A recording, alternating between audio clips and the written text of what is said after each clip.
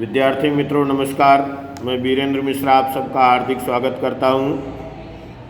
विषय सामाजिक विज्ञान कक्षा 10। मित्रों पाठ नंबर 21 सामाजिक परिवर्तन की चर्चा कर रहे थे, जिसके अंतर्गत हम देख रहे हैं ये पाठ की सूचना किस तरह प्राप्त करें। इसके अंतर्गत अपील का प्रावधान हमने देखना है।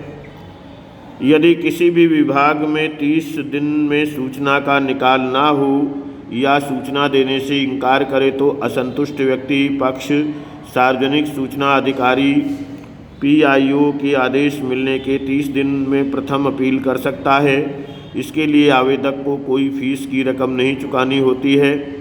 प्रथम अपील में निर्धारित समय सीमा में निर्णय की जानकारी ना हो या सूचना के इनकार से नाराज हुए पक्षकार 90 दिन में राज्य के मुख्य सूचना अधिकारी को अपील कर सकता है। दंड का प्रावधान। यदि कोई भी सूचना अधिकारी उचित कारणों के बिना सूचना देने से इनकार करे, गलत इरादे से सूचना छुपाए, जानबूझकर अधूरी या गलत मार्ग की ओर ले जाने वाली सूचना दे या सूचना का नाश करे, ऐसे किस्सों में सूचना के विलंब के बदले जितने दिन विलंब हो उतने दिन प्रतिदिन नियमित रकम के अनुसार दंड दोषित सूचना अधिकारी को देना होता है। सूचना के अधिकार के कानून का उपयोग तथा विशेष जानकारी और मार्गदर्शन प्राप्त करने के लिए देश की सर्वप्रथम हेल्पलाइन नंबर 99-240 85-000 पर सार्वजनिक अवकाश के दिनों के सिवाय कार्य दिवसों में जान सकते हैं। इससे अधिक इस धारा के तहत नागरिक अधिकार पत्र घोषित हुआ है, जिससे किसी भी कार्यालय में काम के निकाल का पहले से समय मर्यादा निश्चित की गई है। इससे निवेदन आवेदक के संदर्भ में क्या स्थिति है ये जान सकते हैं। गुजरात सरकार ने कॉमन सर्विस पोर्टल सेवा शुरू की है, जिस पर नागरिक 28 सेवाओं के संदर्भ में ऑनलाइन आवेदन, दस्तावेजों की जांच, पेमेंट जैसी सुविधा और आवेदन की ताज़ी स्थिति 24x7 दिन में जान सकता है। भ्रष्टाचार को समाप्त करने का यह एक क्रांतिकारी अधिनियम है। बालकों को मुफ्त और अनिवार्य शिक्षा के अधिकार का कानून 2009 RTE 2009। केंद्र सरकार ने 2009 के वर्ष में बालकों को मुफ्त और अनिवार्य शिक्षा के अधिकार का कानून लागू किया। इस कानून के अनुसार गुजरात सरकार ने दिनांक 18 फरवरी 2012 के दिन बालकों को मुफ्त और अनिवार्य शिक्षा के अधिकार का नियम 2012 घोषित किया है। यह कानून क्यों? मित्रों, भारतीय संविधान के 86वें संशोधन के अनुसार 6 से 14 वर्ष की उम्र के सभी बालकों के लिए प्राथमिक शिक्षा को मुफ्त और अनिवार्य बनाया गया है। बालकों की मानवीय क्षमताओं के शारीरिक, मानसिक और सर्वांगीण विकास के लिए जरूरी शिक्षा के अवसर उत्पन्न करने की दिशा में तथा गुणवत्ता युक्त प्राथमिक शिक्षा की मांग को पूरा करने की दिशा में ये कानून एक महत्वपूर्ण कदम है।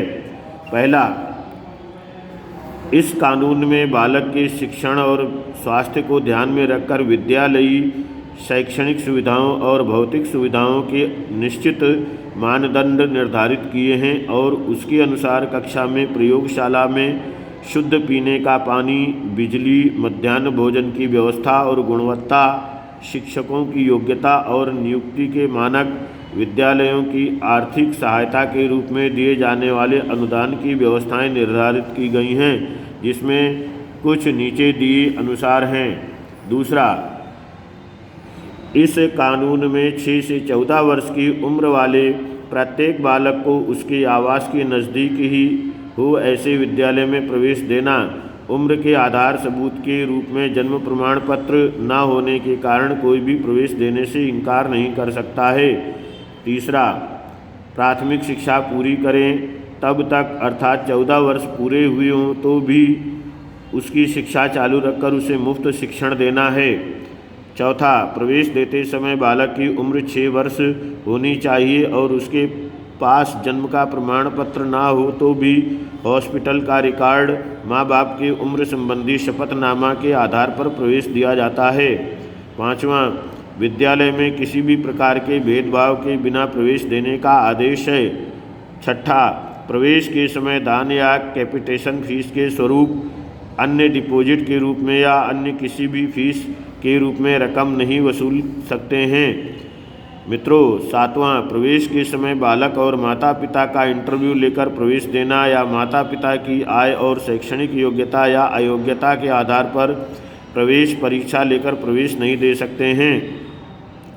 8वां, 3 से 5 वर्ष की आयु सीमा के बालकों की शिक्षा के लिए प्री स्कूल के बाल मंदिर शिक्षा पाठ्यक्रम मूल्यांकन और उनके शिक्षकों के लिए प्रवेश विशेष प्रशिक्षण संबंधित नियम प्रथम बार बनाकर क्रांतिकारी कदम उठाकर के नर्सरी के कानून में शामिल किया गया है।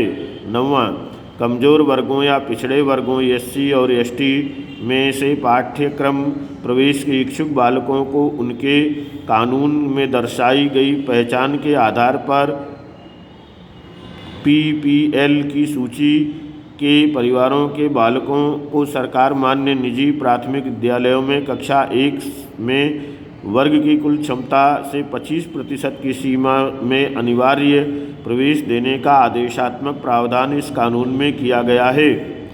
10वां, विद्यालय के शिक्षक निजी ट्यूशन की प्रवृत्ति नहीं कर सकते हैं। 11वां, विद्यालय के कम योग्यता वाले शिक्षकों को 5 वर्षों में निर्धारित स्तर की शैक्षणिक योग्यताएं प्राप्त करनी होती हैं।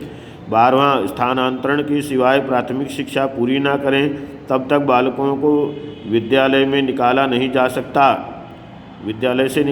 जा सकता है। 13वां, निजी प्राथमिक विद्यालयों में प्रवेश प्राप्त SC ST के बालकों की फीस चुकाने की शर्तों के अधीन सरकार उस विद्यालय को चुका देगी। 14वां, इस कानून के प्रावधान के पालन के अर्थ में एकांत व्यवस्थातंत्र ट्रिब्यूनल या राज्य काउंसिल जैसा प्रावधान किया है। इस अधिनियम के भंग के बदले विद्यालय संचालकों को दंड तथा विद्यालय की मान्यता समाप्त रद्द करने तक का प्रावधान कानून में है। मित्रों, शेष अगले वीडियो में। आपको वीडियो यदि अच्छा लग रहा हो तो इसे लाइक कीजिए, शेयर कीजिए और अपने अमूल्य कमेंट्स हमें अवश्य लिख भेजिए। धन्यवाद।